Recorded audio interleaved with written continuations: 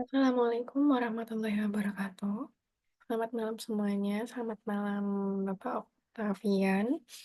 Di sini saya akan menjelaskan sedikit tentang jawaban saya terkait UAS Pengantar Teknologi Informasi.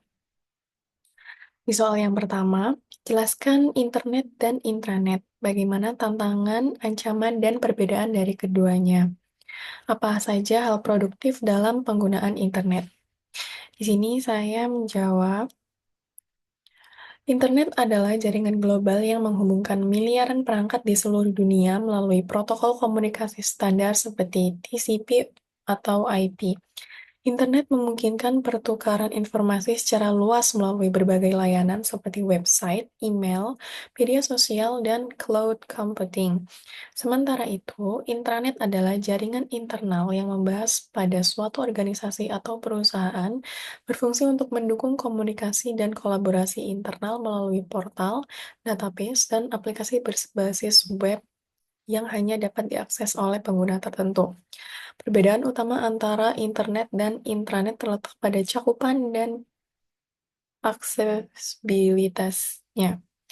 Internet bersifat terbuka dan dapat diakses oleh siapa saja dengan koneksi yang tersedia, sedangkan intranet bersifat tertutup dan hanya dapat digunakan oleh individu yang memiliki izin dalam suatu organisasi.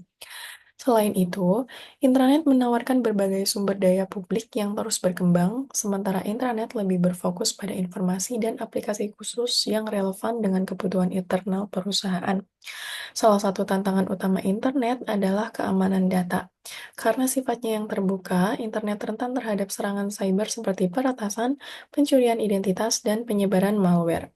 Selain itu, internet juga menghadapi tantangan dalam hal validitas informasi karena banyaknya berita palsu atau informasi yang tidak akurat beredar. Sementara itu, internet juga menghadapi tantangan seperti pengelolaan akses pengguna dan integrasi sistem yang kompleks agar tetap aman dan efisien bagi organisasi.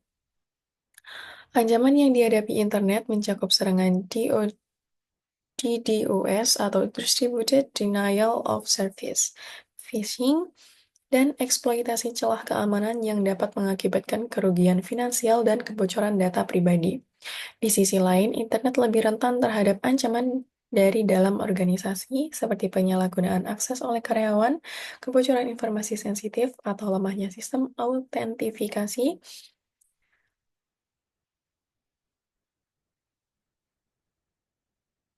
yang dapat mengakibatkan pelanggaran keamanan data.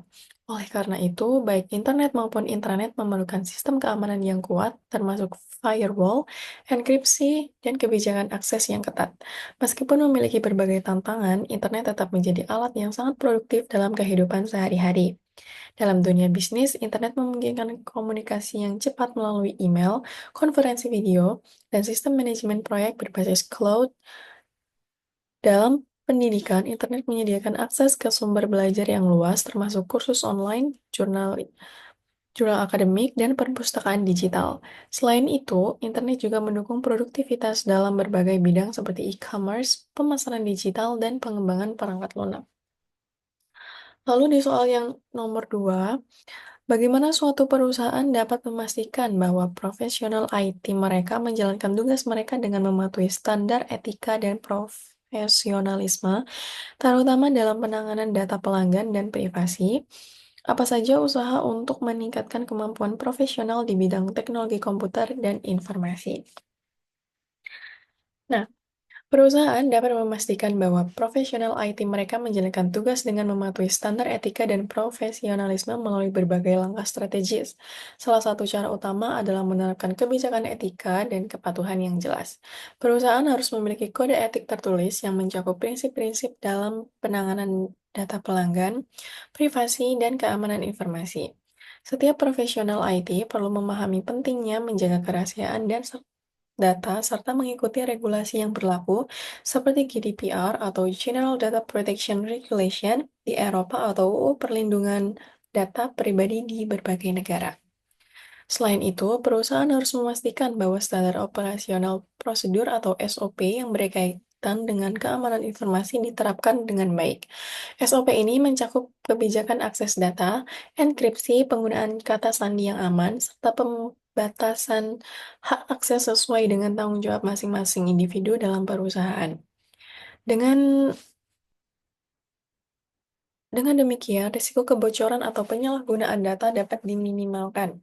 Pengawasan dan audit berkala juga menjadi langkah penting dalam memastikan kepatuhan terhadap standar etika. Perusahaan dapat melakukan audit keamanan data secara rutin untuk memastikan bahwa semua sistem berjalan sesuai dengan regulasi dan kebijakan internal. Penggunaan alat monitoring dapat membantu mendeteksi aktivitas mencurigakan yang berpotensi mengancam privasi dan keamanan data pelanggan. Selain pengawasan, perusahaan juga harus memberikan pelatihan dan sertifikasi kepada para profesional IT untuk meningkatkan pemahaman mereka tentang etika dan profesionalisme. Pelatihan ini dapat mencakup aspek keamanan cyber, etika digital, serta regulasi yang berlaku di industri teknologi informasi. Sertifikasi profesional seperti Certified Information System Security Professional atau CISSP atau Certified Information Privacy Professional atau CIPP dapat menjadi indikator bahwa seorang profesional IT memiliki kompetensi dan kesadaran etika yang tinggi. Untuk meningkatkan kemampuan profesional di bidang teknologi komputer dan informasi, perusahaan dapat melakukan beberapa usaha strategis. Yang pertama, perusahaan dapat menyediakan program pelatihan berkelanjutan yang mencakup teknologi terbaru, tren industri, dan keterampilan praktis seperti analisis data, kecerdasan buatan, dan pengembangan perangkat lunak. Pelatihan ini dapat diberikan melalui kursus online, seminar, atau lokakarya yang diselenggarakan oleh organisasi profesional. Kedua, mendorong partisipasi dalam komunitas profesional dan forum teknologi dapat membantu para profesional IT untuk terus berkembang. Bergabung dengan komunitas seperti IEEE, Computer Society atau Association of Computing Machinery atau ACM dapat memberikan akses ke penelitian terbaru, diskusi industri, serta peluang kolaborasi dengan para ahli di bidangnya. Yang ketiga, perusahaan dapat memberikan insentif bagi karyawan yang mengikuti sertifikasi profesional atau program akademik lanjutan. Hal ini akan mendorong mereka untuk terus meningkatkan keterampilan mereka dan menerapkan standar terbaik dalam pekerjaan mereka.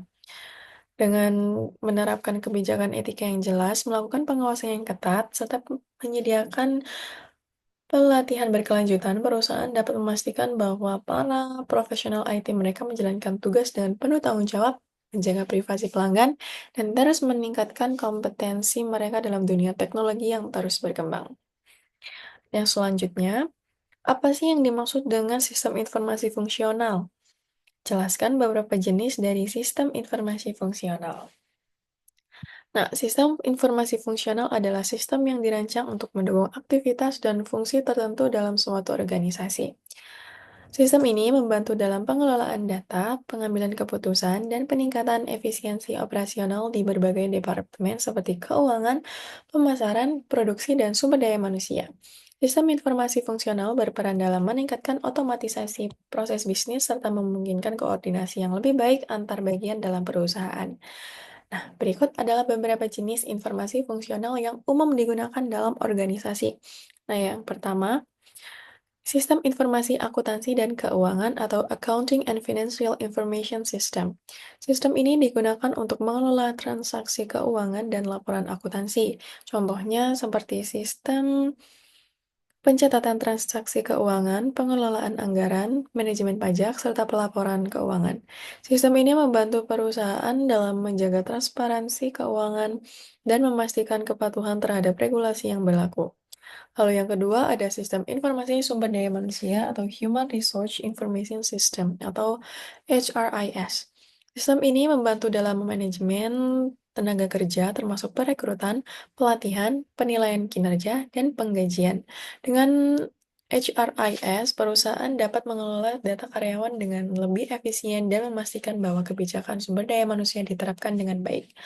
Lalu selanjutnya ada sistem informasi pemasaran atau Marketing Information System atau MKIS. Sistem ini mendukung aktivitas pemasaran dengan menyediakan data mengenai pelanggan pasar, dan strategi pemasaran. MKES membantu dalam analisis tren pasar, perencanaan campaign iklan, serta pemantauan efektivitas strategi pemasaran. Contoh aplikasi dalam sistem ini termasuk CRM atau Customer Relationship Management yang membantu perusahaan membangun hubungan dengan pelanggan. Lalu yang keempat, sistem informasi manajemen produksi dan operasi atau Manufacturing and Operation Information System. Sistem ini berfungsi untuk mengelola proses produksi dan operasi perusahaan. Sistem ini mencakup perencanaan produksi, manajemen inventaris, pengendalian kualitas, dan pemantauan jalur distribusi. Sistem seperti Enterprise Resource Planning atau ERP sering digunakan untuk mengintegrasikan informasi di berbagai departemen dalam rantai pasokan dan produksi. Lalu yang kelima ada sistem informasi manajemen persediaan atau inventory management system. Sistem ini berfungsi untuk mengontrol dan memonitor stok barang dalam perusahaan. Sistem ini memastikan bahwa persediaan tetap optimal, menghindari kekurangan atau kelebihan barang, serta meningkatkan efisiensi dalam manajemen rantai pasok atau supply chain management. Lalu yang terakhir ada sistem informasi manajemen rantai pasokan atau supply chain management atau yang bisa disebut SCM.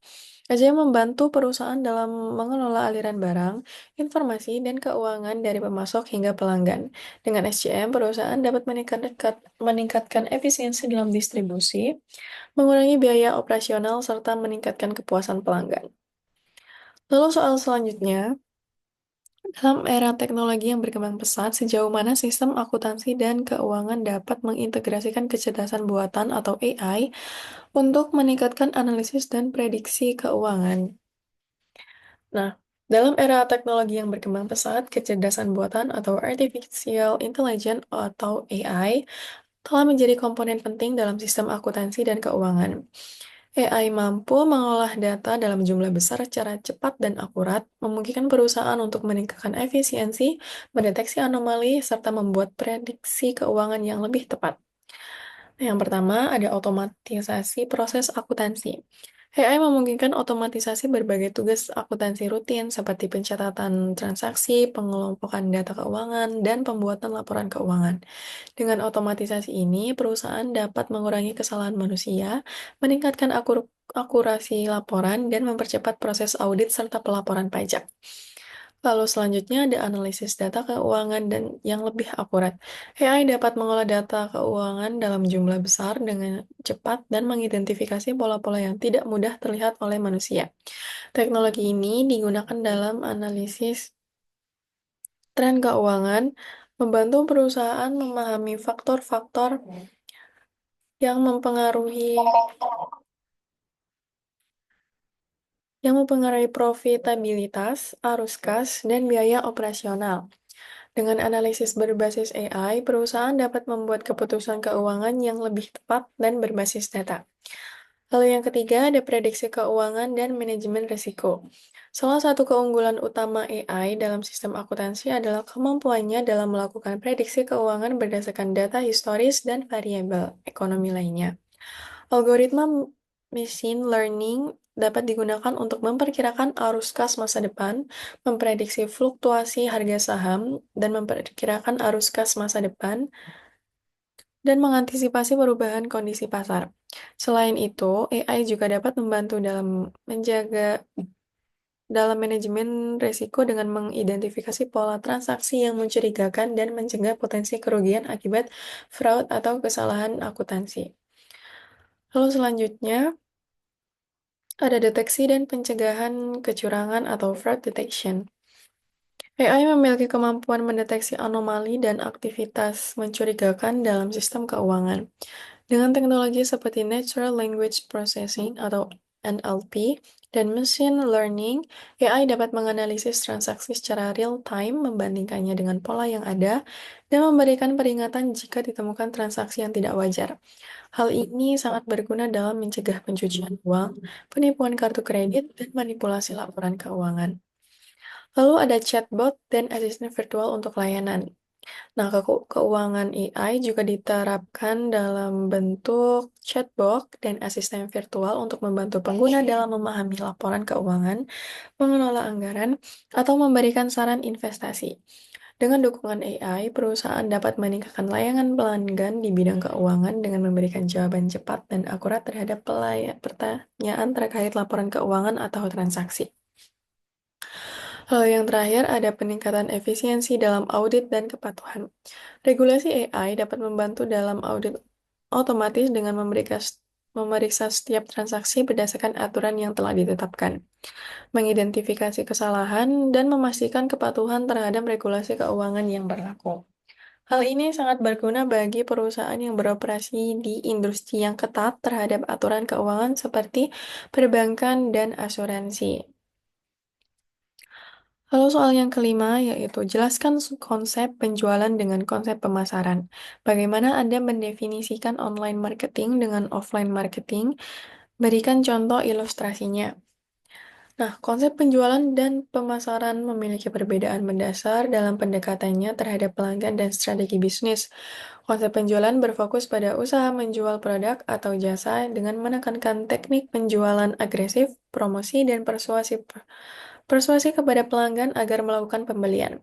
Pendekatan ini seringkali berorientasi pada kuantitas transaksi daripada kepuasan pelanggan. Sementara itu, konsep pemasaran lebih berfokus pada memahami kebutuhan dan keinginan pelanggan serta menciptakan nilai jangka panjang. Strategi pemasaran mencakup riset pasar, branding, pengelolaan hubungan pelanggan, serta pengembangan produk yang sesuai dengan permintaan pasar. Dengan kata lain, penjualan adalah hasil dari pemasaran yang baik, sementara pemasaran bertujuan membangun hubungan jangka panjang dengan pelanggan. Dalam dunia modern, pemasaran berkembang menjadi dua kategori utama, yaitu online marketing dan offline marketing. Online marketing adalah pemasaran yang dilakukan melalui media digital seperti website, media sosial, email marketing, dan iklan digital. Contohnya adalah sebuah perusahaan fashion yang menggunakan media sosial seperti Instagram atau Facebook Ads untuk menjangkau pelanggan, menampilkan katalog produk, dan menawarkan diskon secara online. Strategi ini memungkinkan perusahaan untuk menargetkan audiens secara spesifik berdasarkan demografi dan perilaku online mereka. Sebaliknya, offline marketing adalah pemasaran yang dilakukan melalui saluran konvensional seperti iklan di media cetak, televisi, radio, brosur, serta acara promosi di lokasi fisik. Contohnya, sebuah toko pakaian yang memasang billboard di pusat kota untuk menarik perhatian pejalan kaki, mengadakan acara peluncuran produk di mall, atau membagikan brosur kepada calon pelanggan. Meskipun offline marketing memiliki keterbatasan dalam analisis data secara real-time, strategi ini tetap efektif dalam meningkatkan kesadaran merek, terutama di komunitas lokal atau segmen pasar tertentu. Perbedaan utamanya terletak pada jangkauan, biaya, serta metode interaksi dengan pelanggan. Online marketing memungkinkan pemasaran yang lebih personal, interaktif, dan terukur karena data pelanggan dapat dianalisis secara instan. Sedangkan jika offline marketing lebih cocok untuk membangun kepercayaan dan pengalaman langsung dengan pelanggan. Dalam strategi pemasaran yang efektif, kombinasi antara keduanya sering digunakan untuk menciptakan pengalaman pelanggan yang lebih menyeluruh dan meningkatkan daya saing bisnis di pasar yang terus berkembang. Lalu selanjutnya, pertanyaan yang keenam, jelaskan konsep manajemen produksi dan operasi. Teknologi seperti apa yang diterapkan di dalam suatu perusahaan untuk meningkatkan operasional, produktivitas, dan efisiensi? Manajemen produksi dan operasi adalah proses perencanaan, perorganisasian, pengarahan, dan pengendalian kegiatan produksi dalam suatu perusahaan agar dapat menghasilkan barang dan jasa dengan efisien, berkualitas, serta sesuai dengan permintaan pasar. Konsep ini mencakup berbagai aspek seperti perencanaan kapasitas, pengelolaan rantai pasok, kontrol kualitas, hingga optimasi sumber daya untuk mencapai produktivitas yang optimal. Manajemen produksi berfokus pada pembuatan barang secara efektif, sedangkan manajemen operasi mencakup pengelolaan proses yang lebih luas, termasuk jasa dan layanan pelanggan. Dengan penerapan strategi yang tepat, perusahaan dapat meningkatkan daya saing dan memastikan kepuasan pelanggan melalui produksi yang lebih efisien dan responsif terhadap permintaan pasar. Untuk meningkatkan operasional untuk meningkatkan operasional, produktivitas, dan efisiensi, banyak perusahaan menerapkan teknologi yang canggih dalam proses produksi dan operasionalnya.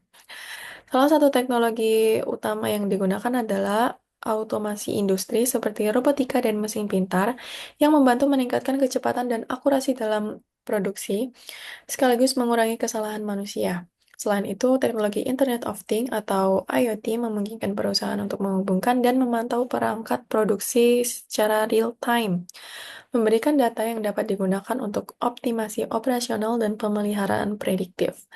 Artificial Intelligence atau AI dan Big Data juga semakin banyak digunakan dalam analisis data produksi, membantu dalam pengambilan keputusan berbasis data untuk meningkatkan efisiensi dan mengurangi limbah produksi.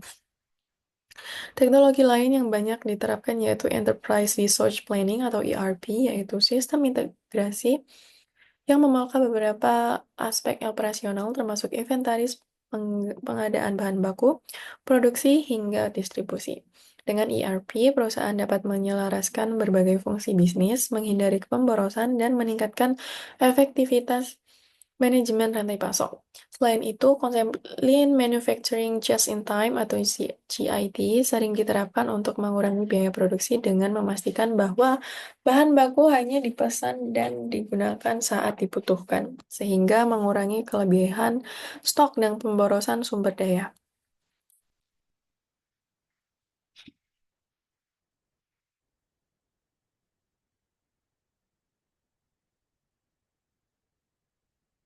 Lalu pertanyaan yang nomor 7, uraikan dan jabarkan unit-unit kegiatan manajemen produksi dan operasi serta kesalahan-kesalahan apa yang sering terjadi. Nah, manajemen produksi dan operasi terdiri dari beberapa unit kegiatan utama yang saling berkaitan dan memastikan proses produksi berjalan secara efisien dan efektif. Salah satu unit utama adalah perencanaan produksi yang mencakup penentuan kapasitas produksi, pemilihan strategi manufaktur, serta perencanaan kebutuhan bahan baku dan tenaga kerja. Perencanaan yang matang sangat penting untuk menghindari ketidakseimbangan antara permintaan dan kapasitas produksi. Unit berikutnya adalah pengendalian produksi yang berfungsi memastikan bahwa proses produksi berjalan sesuai rencana, baik dari segi waktu, biaya, maupun kualitas. Hal ini mencakup pemantauan jadwal produksi, pengelolaan tenaga kerja, serta penerapan standar kualitas produk.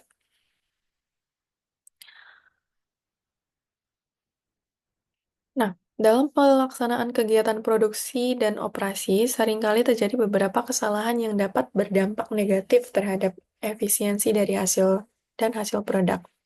Salah satu kesalahan yang umum adalah kurangnya perencanaan yang matang, yang menyebabkan ketidakseimbangan antara kapasitas produksi dan permintaan pasar, sehingga beresiko menyebabkan overproduction atau underproduction.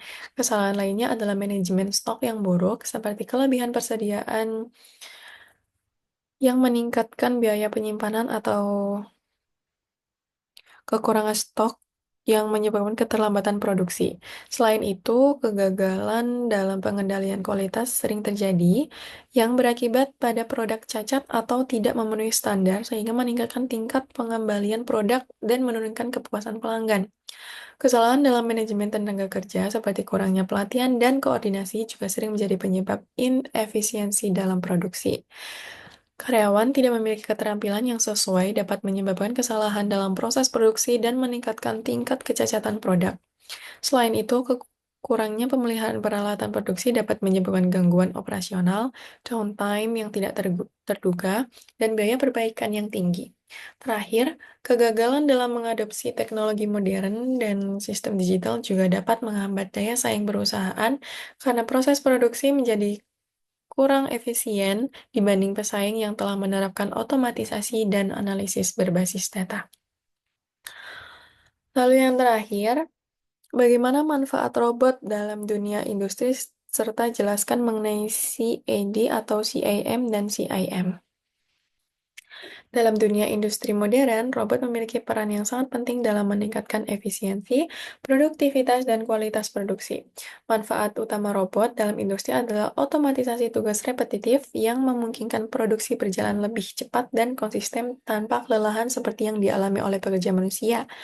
Dengan robot, perusahaan dapat mengurangi kesalahan manusia atau human error dalam proses produksi, sehingga menghasilkan produk yang kualitasnya lebih tinggi. Selain itu, Robot mampu bekerja dalam kondisi yang berbahaya, seperti di lingkungan dengan suhu ekstrim, bahan kimia berbahaya, atau dalam industri pertambangan dan nuklir, sehingga mengurangi risiko kecelakaan kerja. Dalam industri manufaktur, CID atau Computer Aided Design dan CAM atau Computer Aided Manufacturing adalah dua teknologi utama yang digunakan untuk meningkatkan efisiensi dalam perancangan dan produksi produk. CID adalah sistem berbasis komputer yang digunakan untuk merancang produk secara digital sebelum diproduksi. Teknologi ini memungkinkan insinyur dan desainer untuk membuat model tiga dimensi, melakukan simulasi, dan menguji desain sebelum diterapkan dalam produk fisik. Dengan CID, waktu pengembangan produk dapat dipercepat, biaya prototipe dapat dikurangi, dan kesalahan desain dapat diminimalkan. Sementara itu, CIM adalah sistem yang digunakan untuk mengontrol mesin produksi berbasis komputer seperti mesin CNC atau Computer Numeric Control dan printer 3D. CIM memungkinkan produksi yang lebih presisi karena mesin bekerja berdasarkan desain yang telah dibuat dalam CID. Integrasi CID dan CIM memastikan bahwa produk yang dirancang dapat langsung diterjemahkan ke dalam proses manufaktur secara otomatis dan efisien. Lebih jauh, konsep CIM atau Computer Integrated Manufacturing adalah pendekatan yang lebih luas yang mencakup CID, CIM, serta sistem otomatisasi lainnya dalam satu kesatuan terintegrasi.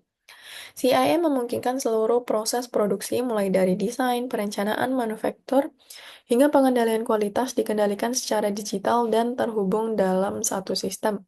Dengan CIM, perusahaan dapat mencapai tingkat efisiensi produksi yang lebih tinggi, mengurangi limbah, dan meningkatkan fleksibilitas dalam penyesuaian produksi dengan permintaan pasar. Itu saja dari saya, selebihnya mohon maaf. Saya akhiri, wassalamualaikum warahmatullahi wabarakatuh.